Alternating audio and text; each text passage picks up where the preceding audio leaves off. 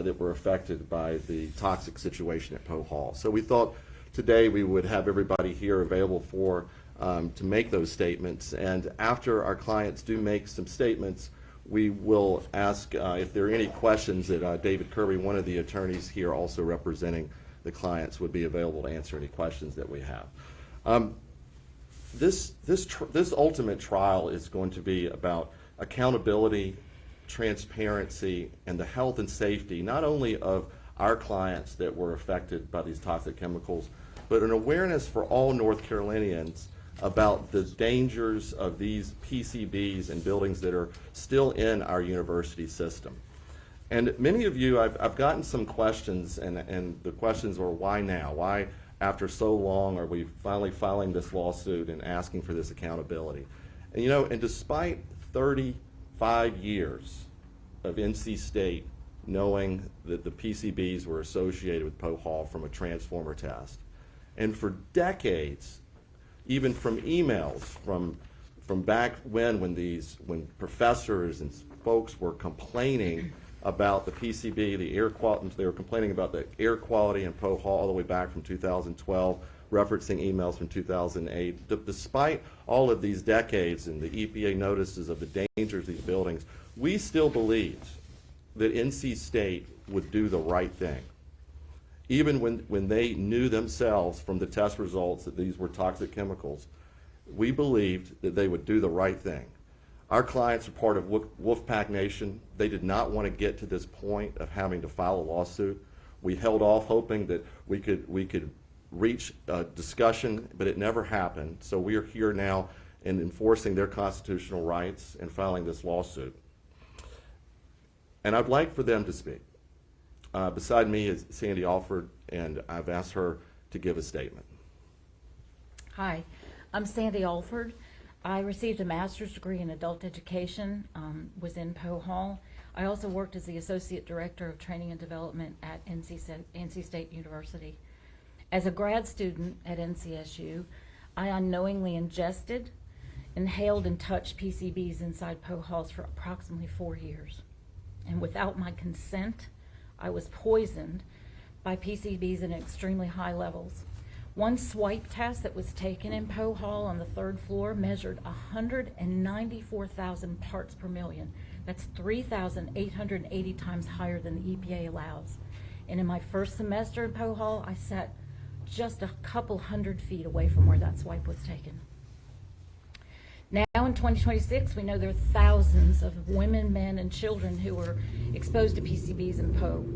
Hundreds are ill and dozens are dead that we know of, and there are many stories to be told, but this one is mine. In my first semester at Poe, I developed a very odd skin rash. It started as a bright red patch over my throat. It felt like a burn, and within a week it had spread through my neck and up into my face. My hands were swollen. My skin was bright red. It was sensitive to heat, and it was very, very painful. My doctor diagnosed it as severe eczema and gave me steroids to calm the inflammation. My next semester, I started having trouble breathing. I never smoked, wasn't around anyone that smoked. But over the next several years, I had multiple respiratory infections, including pleurisy, bronchitis, and pneumonia. My doctor diagnosed me with asthma at 34 years old. I was given steroid treatments and required a daily inhaler to breathe. Over the course of my time in Poe, I saw my doctor regularly for headaches, vertigo, fatigue, pain, heart arrhythmia, etc. And my doctor tested me for all kinds of things throughout those years and could not figure out why I wasn't well. I thought my symptoms were the result of doubling up on classes, taking extra assignments at work because of a job that I loved, and hoping that in doing so I could secure a job with that company that I loved. Well, then in 2018, my voice became hoarse. I had trouble swallowing. My doctor found a lump in my throat. I couldn't sing the usual high notes in the choir at church. My doctor found the lump. She ordered an ultrasound and found that I had nodules, non-cancerous nodules on either side of my thyroid. November 18th, 2021, I received the call. Ask any cancer patient about getting the call and they will recall it vividly. The news was breast cancer. And after waking up from surgery, I was told it was stage 2 breast cancer because not only was there cancer in my breast, but there was cancer in my lymph nodes as well. I had 2 months of daily radiation. I'd taken oral chemotherapy drug for 7 years in order to get well. And metastatic breast cancer will be a concern for me for the rest of my life. Cancer doesn't run in my family, so my doctor, my oncologist, suggested that I get testing, and I took genetic testing, and the results came back, and the results were negative. Fall of 25, I wasn't feeling well again. I had tests done, and this past Christmas Eve, I received more news. A rare pancreatic tumor, unrelated to my breast cancer, was found through an MRI. At 66 years old, I'm now a community activist who's desperately trying to get people to listen, trying to get my fellow citizens, fellow alumni, and North Carolina's leaders to wake up to the public health crisis that exists in Poe Hall, and also trying to find others who are exposed to PCBs there. I've searched obituaries of former classmates and former colleagues.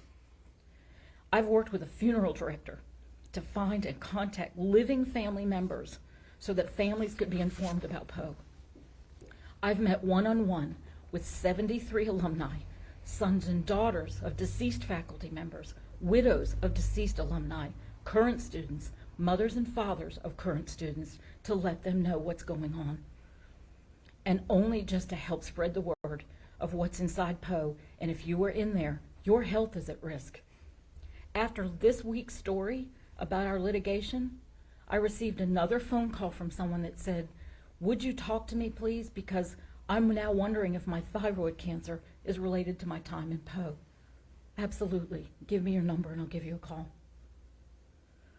For every person I speak with, I coach them to contact their doctors to get the fact that they were exposed to high level of PCBs into their medical records immediately. I also explain that once PCBs enter our bodies, they settle anywhere and they cause serious health risks, including cancer. And for that reason, for all of us who are exposed to PCBs in Poe, have a life sentence. I'm grateful for the expertise of the attorneys that are working on our behalf to achieve justice for what was done to us without our consent. We're fortunate to have brilliant legal advocates committed to uncovering the truth and to making sure that those who are responsible are held accountable.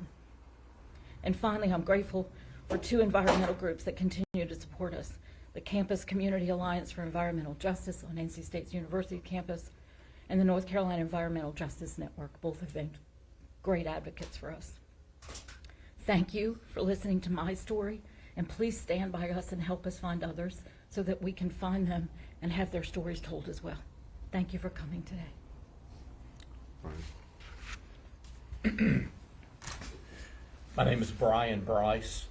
I'm an environmental attorney representing a number of the plaintiffs in this action that we have filed.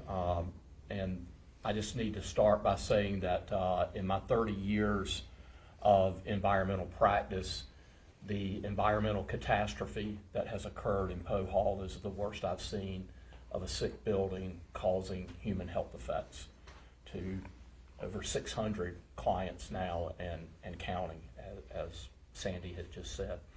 PCBs are toxic.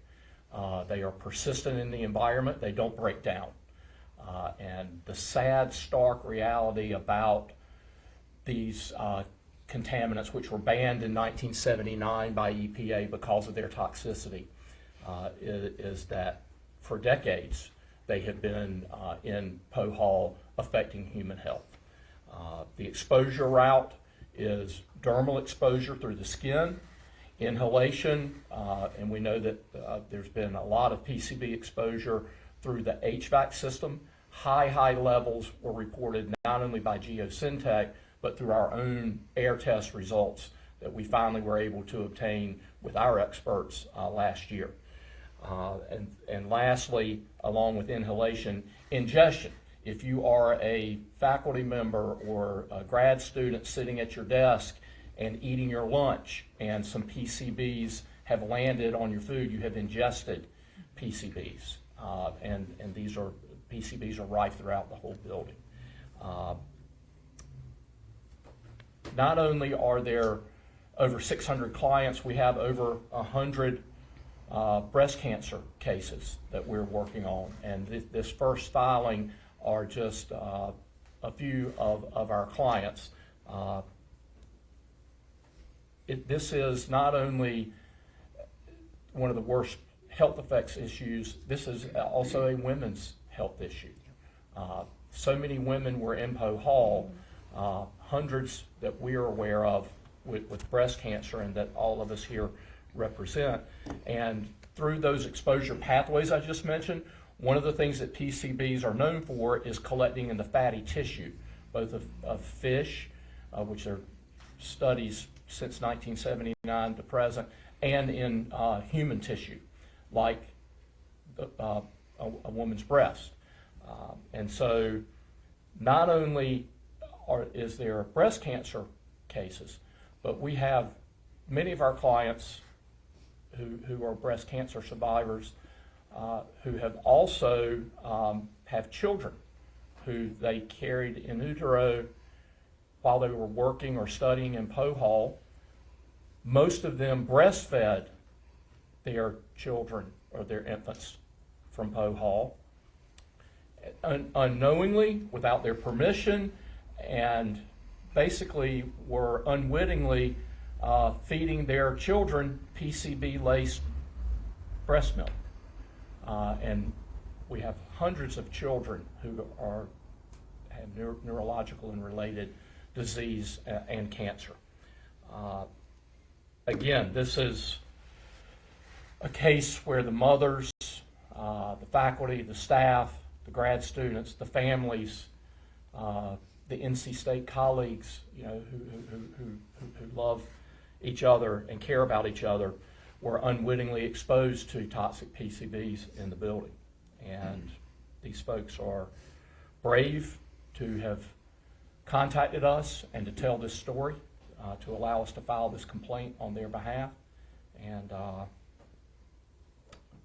courage that they have exhibited. Courage is not the absence of fear. It's having the ability to face it and walk through it. And all of these women and our clients have exhibited that courage, and that's why we're here today, is to try to help them and tell this story. Thank you. Do you want to say something? Good. Yeah. My name is Robbie Glad. I'm here today because my wife Sarah can't be here. She passed away January 19th of 2024. My wife graduated undergrad and graduate program at NC State in communications, spent a lot of time at Poe Hall. We got married in 2017, a young couple enjoying each other's time. And then January of 2022 was the second happiest day of my life. She told me that we were pregnant with our first child. 2 months later, she was diagnosed with stage 2 breast cancer, triple negative breast cancer. As you can imagine, she's 4 months pregnant. We have to make a choice. We chose life. All right. My wife went through some treatment while she was pregnant, nothing that would interfere with the pregnancy. She gave birth to a healthy boy August 4th, 2022. And then a month later, as we were preparing for our next chemo infusion, she had a massive seizure. We spent 5 days in the neuro ICU. Come to find out, her brain was littered with cancer. The breast cancer that we had found back in March had spread to not only the brain, but also the spine. And my wife continued to battle until January. She battled for 674 days, and in that time, not only being a mom, she went through 46 chemo treatments and 34 radiation treatments. And she's the one that reached out to Keely Arthur after the news broke about the staff at Poe Hall had been, exposed to PCBs, and she was the one that reached out to Keely to let her know that maybe you needed to look into some of the students as well. One of her friends that went through the same program at the same time was also diagnosed with colon cancer.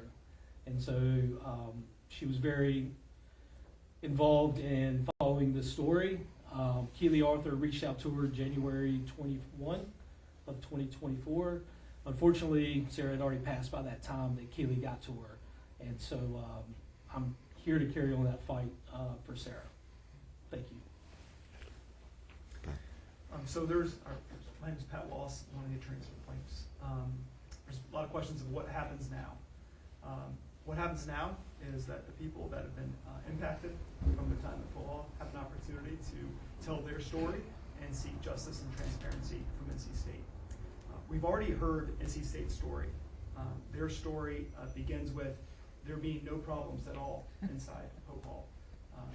That PCBs were no danger whatsoever. So it allowed people to continue to be exposed. And then when people came forward with stories of cancer, they shut down the building and said, well, even then, it's not an issue. The next thing we heard from NC State was that the building is so toxic they needed to sue another party and talk about how it needs to be torn down and rebuilt. And yet all throughout this time, we're not hearing from them that they're taking responsibility for what they did inside Poe Hall. And so there's an opportunity now that we've heard NC State's story, for those who are at Poe Hall to tell their story. And their story is a good and righteous story. And this case is a good and righteous case. This is a story of courage, of bravery, and ultimately it's a tragedy, but it's not something that ends there, because there's an opportunity that this story, thanks to the efforts of individuals that are brave enough to step forward, that they can communicate to other people in positions of power and leadership and authority, that turning the other way is not the right thing to do, and it is ultimately not a ethical or right thing to do for the people that they are kind of in charge of leading and governing. This is an opportunity for people to realize that burying their head in the sand and looking the other way is something that has real life consequences, far-reaching consequences for the lives of people. And so we just want to thank everyone who's stepped forward up to this date. It's a good and righteous case. Thank you, Pat. Chelsea. I'm Chelsea Hall, one of the attorneys at Whitley Law Firm, one of the firms representing many of the plaintiffs. We have to be clear about what this is really about. It's about serious diagnoses that may have been preventable. It's about how members of the wolf pack feel that trust has been broken. This is why this moment matters so deeply. Advocacy means demanding answers when silence feels like the right choice, the easier choice. It means asking the hard questions when institutions would rather move on. It means insisting on transparency when public trust is at stake. We're demanding full transparency from NC State, the UNC Board of Governors, and the UNC school system. These are public institutions that have a responsibility to protect the people they serve. It must be acknowledged and addressed openly. To the press, your role is critical. Ask the hard questions, demand answers, ask why steps weren't taken. The staff, students, families, alumni, all of these people impacted, they deserve nothing less than justice, accountability, and transparency. Thanks, Chelsea. So now I'm going to open it up to any questions that anybody may have. Alex with WRAL. Sure. So there are two cases reading through the lawsuit, two cases that are mentioned quite frequently. So Quorum versus University of North Carolina. Correct. And Happel versus Guilford County Board of Education. Yes. I was hoping you could explain what exactly is the precedent that those cases set and how those comparisons may apply to the details of the Poe Hall. Okay. Quorum was a case brought over 25 years ago in which a professor felt that his First Amendment rights were violated by the University of North Carolina. And up until that point in time, cases of that nature were sort of rapidly thrown out of court on the basis that a subdivision of government had immunity. And I know this is getting into weeds a little bit, but in the Quorum case, decision held that person's individual rights or constitutional rights trump sovereign immunity. Sovereign immunity is an old concept that the king can do no wrong, and in that decision, it was established that to the extent that any citizen of North Carolina's constitutional rights are violated, then that individual has a direct right of action, that is a direct cause of action. They have the ability to seek redress against the government for that wrong, for the violation of their constitutional rights. So that was what established this concept of this right. There have been a number of cases that have come down through our state Supreme Court and appellate courts that have followed up on quorum. They've expanded the notion of quorum to other constitutional rights. That dealt with, obviously, the First Amendment right, freedom of speech. It's been expanded to the right to earn a living. It's been expanded to health rights. HAPL specifically, which came down just in the past year, indicated that individuals have a right to bodily integrity, meaning that the government should not essentially put poison into your body against your will. So sort of some of the basis of this action, the basis of these cases that have been brought against NC State, all center on the constitutional rights of these students, the faculty, other people that were in this building who over the span of 30 years were exposed to toxic chemicals.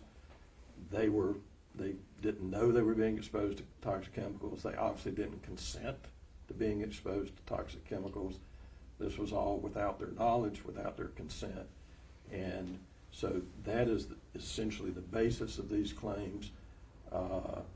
And we believe that all of these individuals have sadly been exposed to these toxic chemicals, and they should have their day in court and let a court and jury decide right or wrong whether they are entitled to redress. Alex, I will add quickly that one of the constitutional rights under the North Carolina Constitution is also the right to a sound basic education. And we believe that right was violated as well in this and many other cases that we're going to be bringing. And for you that are doing your work on this, that is the Dominski case.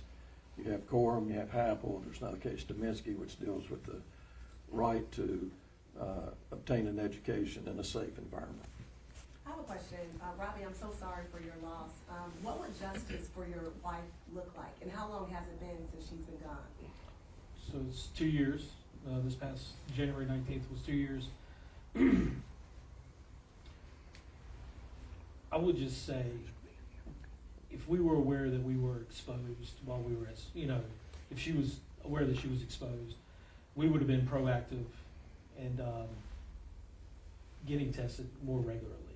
By the time that Sarah was diagnosed, I mean, at that time we had no idea about Poe Hall, right? I mean, this is 2022, and that story didn't break until 2023. And I'll never forget, when that story broke, my wife looked at me and she goes, I wonder if this is why, because we had the genetic testing done as well, and there was no, came back negative. My wife was a healthy woman, and all of a sudden she's hit with this battle.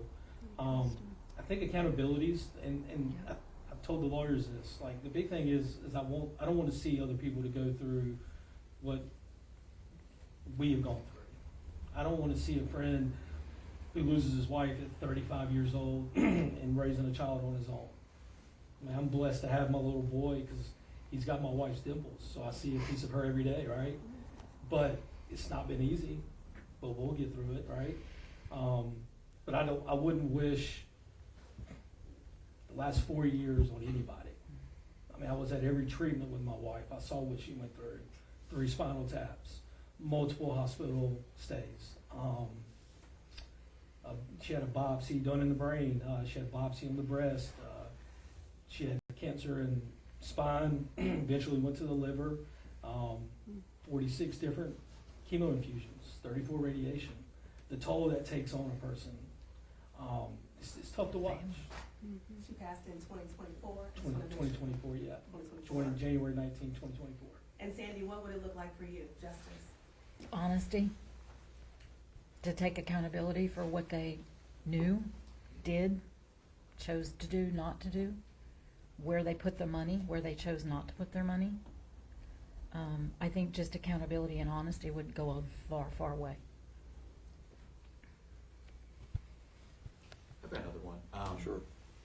For Sandy, Mary, or Robbie, you know, obviously there's just been so many developments and updates through the years about this case. With each development, you know, whether that's 6 months of new information, a year of new information, how have your emotions and thought process changed about, you know, decision-making for something like, you know, a suit, or, you know, it starts as just frustrations or anger? I mean, can you walk us through sort of the timeline of how the developments have specifically played a role in, you know, how you've gone about the last couple of years? I've told friends and family who, well, and they have seen as well, my husband and I go through this. But you fight cancer, that's the first battle.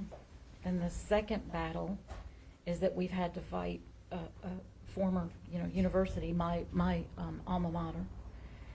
We've had to fight leaders in the state of North Carolina to listen to us, take us seriously.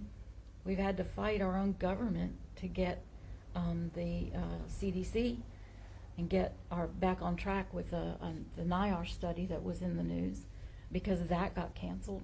So this battle is bigger than cancer, but the cancer battle is hard enough. So the emotions are sort of all over the place, and I've said, you know, many times that when we don't have the ball rolling, like with this litigation, I think those are the harder times because you have too much time to sit and think. But when there's things in motion, it becomes easier for me because I know where I can go to speak, and I know where how I can contribute and fight back, if you will. And part of this battle has also been, I need to understand what happened to me inside that building. So I also spend a lot of time learning about PCBs and what they do to a body and that kind of thing, just so I'm well educated as a client or as an alumni, that I can go out and start talking to people and encourage them. Luciana with the News and Observer. There are several buildings at NC State that were built around the time where PCBs were prevalent. So I'm wondering if that will be brought up in the lawsuit, or, you know, if there's a jury and all that. I'll try to answer that. NC State has actually conducted some testing of other buildings, and I think that information is out in the public realm, where they actually determined that some of the other buildings did in fact contain PCBs. Some of those buildings were at what were considered, and this is a debate among scientists, what was considered to be safe levels. That is, the levels were relatively low. I think 1 or 2 of those buildings had PCBs at higher levels. One of the questions for the university and for the university leadership and administration is, what are you doing about those buildings? In other words, the buildings that have been tested that have PCBs at levels that are above EPA standards, why aren't you remediating those buildings? Why aren't you closing those buildings? What are you doing to keep students safe? What are you doing to keep faculty safe? And EPA indicates that approximately 60%, or close to 2 out of 3 buildings constructed between 1950 and 1980 will have some level of PCBs in the building. It doesn't mean that they're all toxic or dangerous for human health, but a number of them will be. And so one of the questions is, now that we know PCBs were in a university building at a highly toxic level, that hundreds of people were sickened by being in this building, the question for the broader university system, and for NC State specifically, is what are you doing to reassure parents and other people across this state who go to these public universities? What are you doing to make sure that these buildings are safe for these kids? It is not that complicated to conduct routine tests. These are air tests and wipe sample tests. NC State has an industrial hygiene department that they can conduct these tests internally over at NC State University. But this is a health safety issue. It is a public issue. It's a public policy issue. There's only one state in the country that has mandatory routine testing of all their public buildings. That is Vermont. And so when Vermont discovered this problem, the legislature met, they enacted legislation, they test every single building. They also established criteria for how much PCB would be allowed in the air in that building as far as exposing their population. So that was a very responsible state, took responsible action. And one of the questions here is what is our state going to do? What is our leadership going to do to reassure the public that their sons and daughters are going to safe places to learn? And according to the Dominski case, the sons and daughters in North Carolina have a constitutional right to a safe place to go to school and a safe place to learn. And that's what we're here to try to enforce through this, is to make sure that those who have been victimized in the past, I think the main goal, and you've heard it from Mr. Glad, is that they want to make sure that what happened to their loved ones is not simply swept under the rug, but it's also about those coming forward. You know, we need to do something to make sure that this does not repeat itself. This is a terrible, terrible environmental tragedy. We don't need another one in North Carolina. Could I also say, though, it's important to understand for Poe and some of the other buildings on NC State's campus, the PCBs aren't just inside the building, they're outside the building.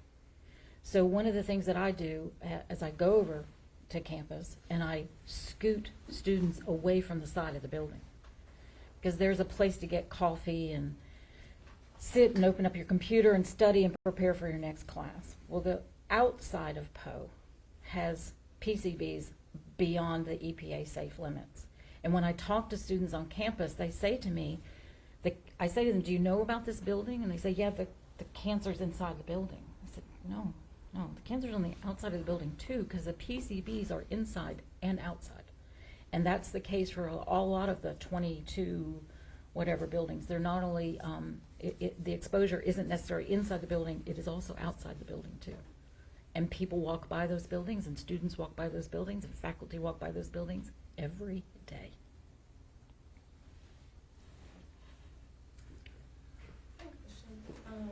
I'm Sky from Technician, NCC's newspaper. And Sandy, you spoke a little bit just now and then in your previous comment about making sure that you're an informed plaintiff in this case. And Mr. Glad, you might be able to speak to this too as well, but could you sort of walk us through what it has been like going from essentially knowing nothing about, I mean, I would assume, maybe I shouldn't make that assumption, knowing nothing about PCBs and like the You're right. status to like now being able to go to NC State's campus and say, look, students, you need to move because this is on the outside of the building too. Go, Robbie.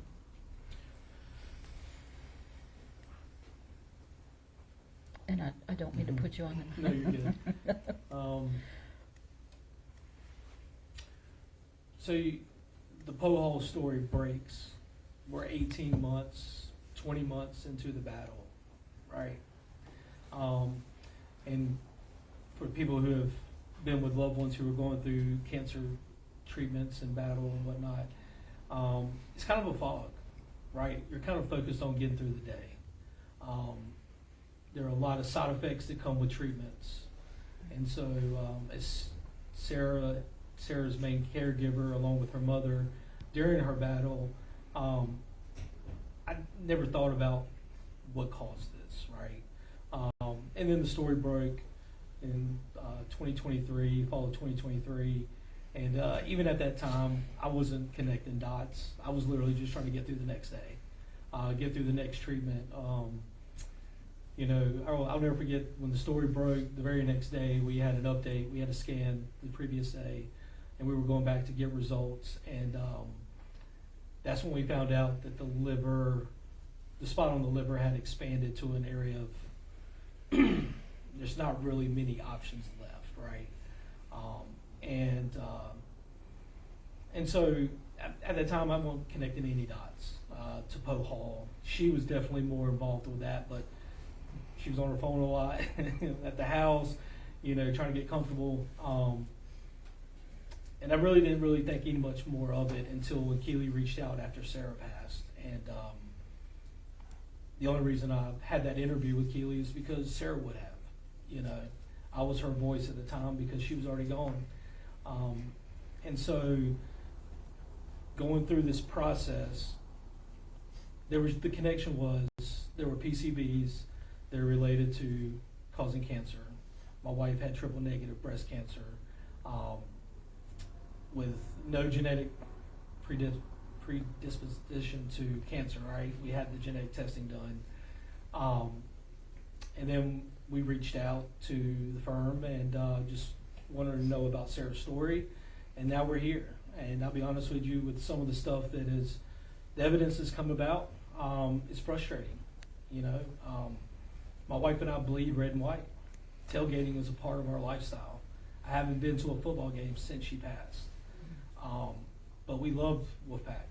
You know, we both went to school there, and you know, it's a piece of your DNA is taken away, so yeah, it's just frustrating, and it's sad. I'm not trying to get sympathy from anybody, but for what I've been through the last 4 years and some of these other victims, like I said, I wouldn't wish it on anybody. So if this prevents this from happening to other future students, future faculty, I'm good with that. Scott, I'll tell you, I've been called, and we as alumna with breast cancer have been called grifters, drama queens, divas, all kinds of like lovely terms from our fellow Wolfpack. But what I say is, I went to NC State University and got a master's degree in adult education. I understand how adults learn, which means they taught me also how I learn, and I dug into the science. And one of the things that NC State students have done really, really well through CCAEJ was they had something called a PCB teach-in last year, which they had some Dr. Linda Birnbaum from the School of Public Health at UNC, but she also worked with the National Institute of Health Science. They helped explain the science to us, and I think that's important to do, is to understand, is to take what they taught me to do, which is to learn and teach others, and dig into the science and learn, because I had to know to sit with my oncologist. My oncologist has no experience with PCBs. And so part of this is imparting what I learned to her. And then I found out that she has other patients who are affected by this as well. So we have a lot to learn in the community, but we've got a lot to learn from an alumni situation, and we have a lot to learn from a public health just in general in this community because of so many people being affected by those toxic chemicals. It's a good question you ask. I know that you know, we're here talking about this suit specifically, but 600 cases, you know, can we expect more suits to follow when, and what will those look like? Will it be, you know, the facts are repeated, but here are different plaintiffs in the case, or because of the plaintiff's different conditions, will, you know, circumstances and details and arguments be different? Like, how would that work?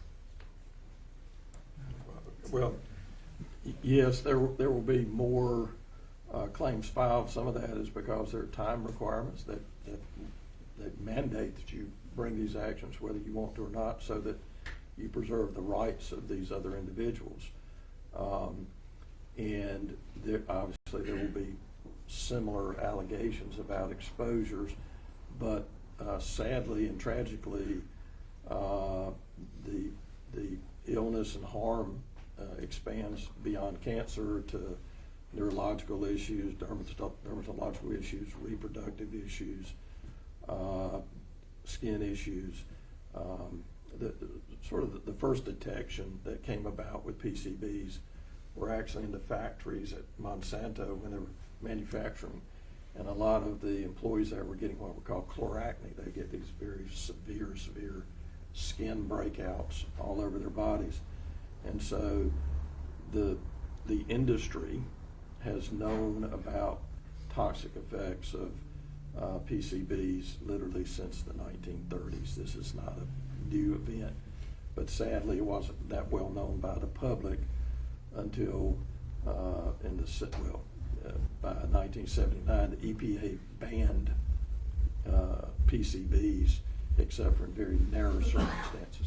So this is the first chemical banned by the Environmental Protection Agency. It was banned in 1979, and but our goal as counsel representing these individuals is to just make sure that their stories are heard, that they have their day in court. Our Constitution, our state Constitution, guarantees every citizen a access to the courts for harm to their bodies or harm to their property. And obviously they've had harm to their bodies. So we hope that we can tell their stories. We hope that we can tell them in a powerful way that will give some level of justice to these people. I don't know how you cannot replace a Sarah Glad. You can't replace a person's health. We can't turn the clock back, but you try to do what you can to honor these people, and you try, we hope, that through these efforts that this will not be repeated, that we'll put an end to this danger, and there won't be other mothers, other sons, other daughters, other fathers who are affected by this, and particularly we will help protect future generations of children from this harm, because PCBs are especially harmful to children.